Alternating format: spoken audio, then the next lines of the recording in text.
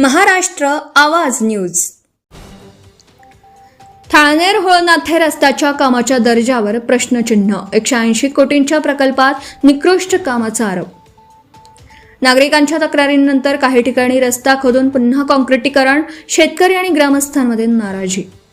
शिरपूर तालुक्यातील ठाणेर ते होळनाथे या महत्त्वपूर्ण रस्त्याचं काँक्रिटीकरणाचं काम सुरू असून हे काम आशियाई विकास बँकेच्या अर्थसहाय्यित प्रकल्पांतर्गत सुमारे 180 कोटी रुपयांच्या निधीतून करण्यात येत आहे.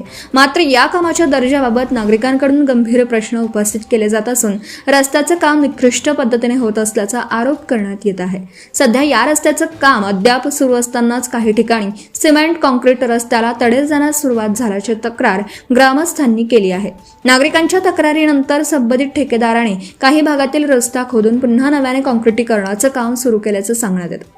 या प्रकल्पातील साईड पट्ट्यांच्या कामावरही नागरिकांनी आक्षेप घेतलाय.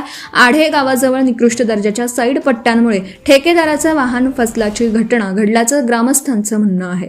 साईड पट्ट्यांचे काम योग्य दर्जाचं नसल्यास भविष्यात या मार्गावर अपघातांचा धोका वाढण्याची शक्यता व्यक्त केली जाते. रस्त्याचे काम पूर्ण करताना साईड पट्ट्यांच्या बाजूला पावसाचं पाणी वाहून जाण्यासाठी आवश्यक चाऱ्या करणं गरजेचं होतं. मात्र अनेक ठिकाणी या चाऱ्या करण्यात आलेल्या नसल्याचा आरोप शेतकऱ्यांनी केला. त्यामुळे पावसाळ्यात शेतांमध्ये पाणी साचून पिकांचं नुकसान होण्याची भीती व्यक्त केली जात आहे. दरम्यान रस्त्याच्या कामासाठी अनेक ठिकाणी मोठ्या वृक्षांची तोड करण्यात आली होती. त्याऐवजी नियमानुसार नवीन वृक्ष लागवड करणं अपेक्षित होतं. मात्र वृक्ष लागवडीचं कामही नियोजन शून्य पद्धतीने करण्यात येत असल्याचा आरोप ग्रामस्थांनी केला आहे. काही ठिकाणी चाऱ्यांमध्ये तर काही ठिकाणी साईड पट्ट्यांच्या बाजूला वृक्ष लागवड करण्यात आली असून त्यातही एकसंध नियोजनाचा अभाव दिसून येत असल्याचं नागरिकांचं म्हणणं आहे. एकूणच 180 कोटी रुपयांच्या या महत्त्वपूर्ण रस्ते प्रकल्पात दर्जेदार काम होणं अपेक्षित असताना कामाच्या गुणवत्तेबाबत वारंवार तक्रार होत आहेत. संबंधित विभागाने याकडे गांभीर्याने लक्ष देऊन प्रत्यक्ष पाहणी करावी तसेच निकृष्ट कामाची चौकशी करून दोषींवर कारवाई करावी अशी मागणी शेतकरी आणि नागरिकांकडून होती. प्रकरणाकडे शिरपूरसह संपूर्ण धुळे जिल्ह्याचं लक्ष.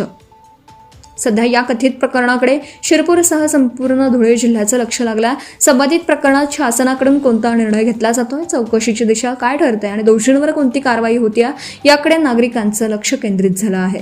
या प्रकरणातील प्रत्येक घडामोडीवर महाराष्ट्र आवाज न्यूज लक्ष ठेवून असून याबाबतची पुढील माहिती आणि अपडेट्स लवकरच प्रसिद्ध करण्यात येतील. Subscribe now and press the bell icon. Never miss an update.